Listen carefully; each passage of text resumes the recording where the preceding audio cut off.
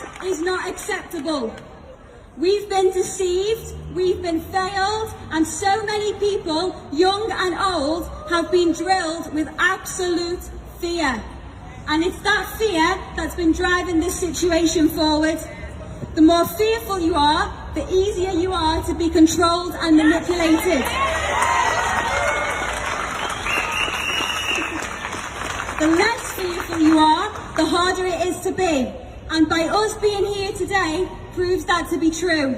Because it shows the people at the top of the chain that we are not afraid.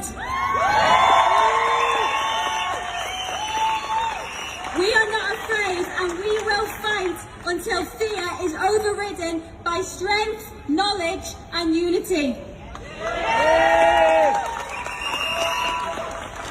Without fear, the powers that be could not control the many.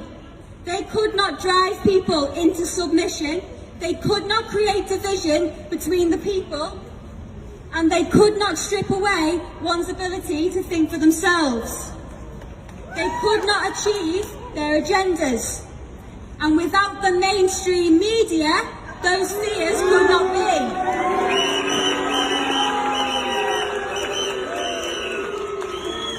As a young person, defund the BBC! As a young person, it saddens me the most to see so many of my own generation and younger deceived and living in this fear. So many do not realise just how threatened our futures are. And as young people and children, we are the main targets. We are young and ever growing, and our minds are very easy to mould, and that's been done through the likes of reality TV and the manipulative, addictive, brainwashing, influential ways of social media.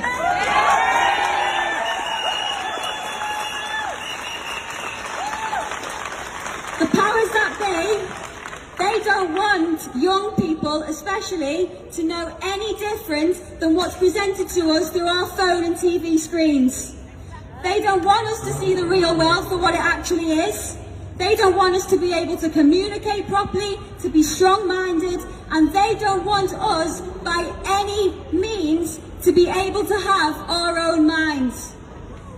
As young, growing individuals, they don't care about us at all.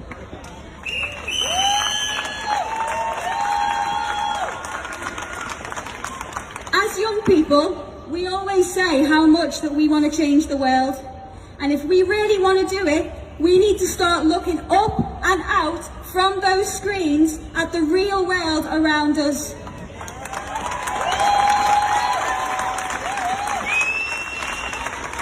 Open our eyes and empower our young minds with knowledge.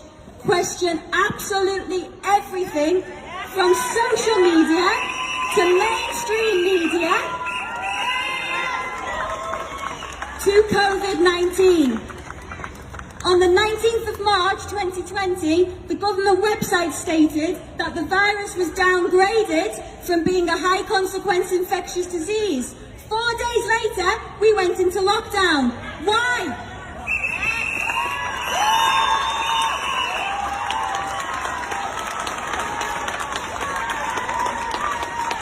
The Health Secretary claims that 2 households can meet at a social distance in an outdoor public space, but not in a pub garden, even though a pub garden is an outdoor public space.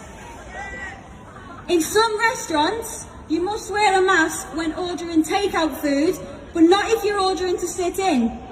But what's the difference? Are you wearing a mask because you are fearful of this virus and others around you? Or are you wearing a mask just because you've been told to in the places that you've been told to wear them out of fear of the consequences?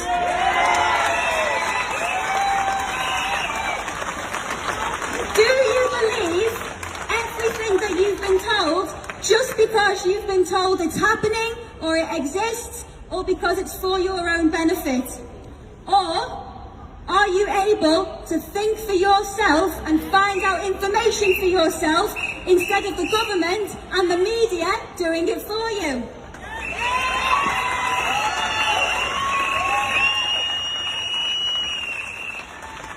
There is absolutely nothing logical or straightforward about COVID-19.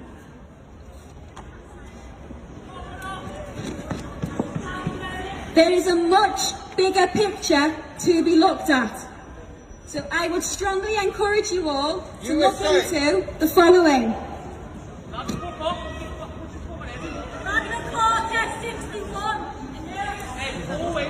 Number one, mind space. From the Institute for Government, it's a document that was created in 2010 by the British Gov, which discusses how mind control is used to influence the change of behaviour in society. That's mind space. Number two, Operation Lockstep.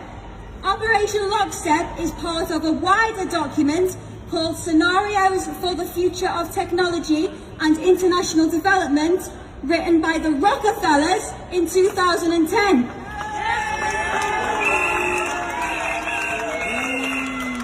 Also known as the agenda behind COVID-19, everything that has been happening around you and is set to happen in the future is written in that document. These are the people at the top of the chain who have had the ways of the world set in plan for decades. They are years ahead of time, and I strongly encourage you all to read that document and to understand why our futures are at such stake.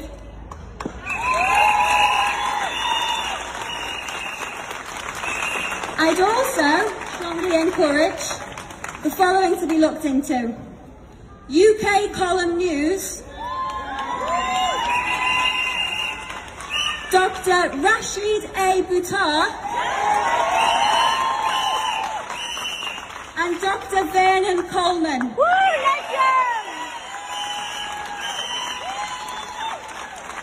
These are just three of the many credible, independent people out there who provide us with the truth that's been missing, who have our best interests at heart, and David Icke, and whose information does not deserve to be dismissed.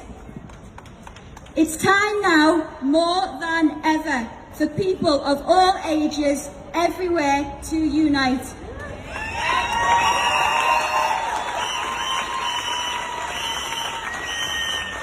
We need to take back our lives and our freedoms that we deserve. We need to fight for our futures and start listening to the right people. We need to start empowering each other with knowledge, help one another to take back control of their own minds.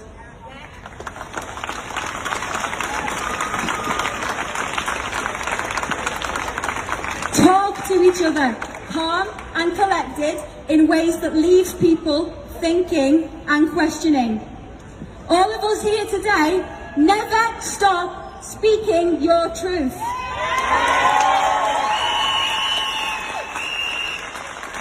Continue to empower your minds with knowledge, and you will attract the right people. Can I say something quickly? Sorry. Fuck the mask. Forget the mask, yeah? I've torn it off, yeah? Thank you. Keep the faith. Those who are willing to listen will listen. Because we are the 99%.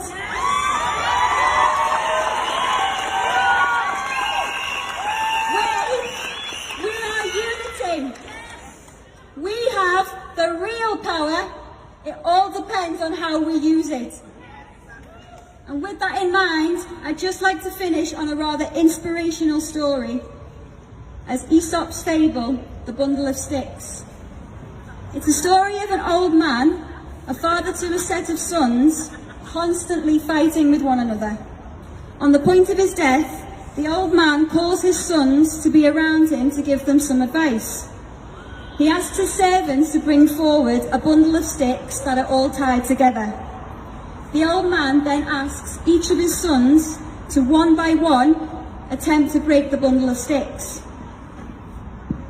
And they each try with all their efforts, but they were all unsuccessful. The old man then orders that the bundle of sticks be untied and each son be given a single stick. When it was done, each stick was told to be broken, and each stick was easily broken.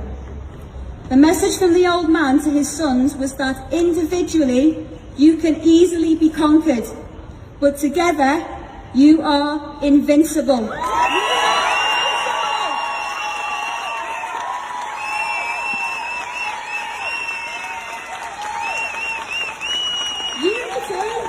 Union gives strength. United we stand. Divided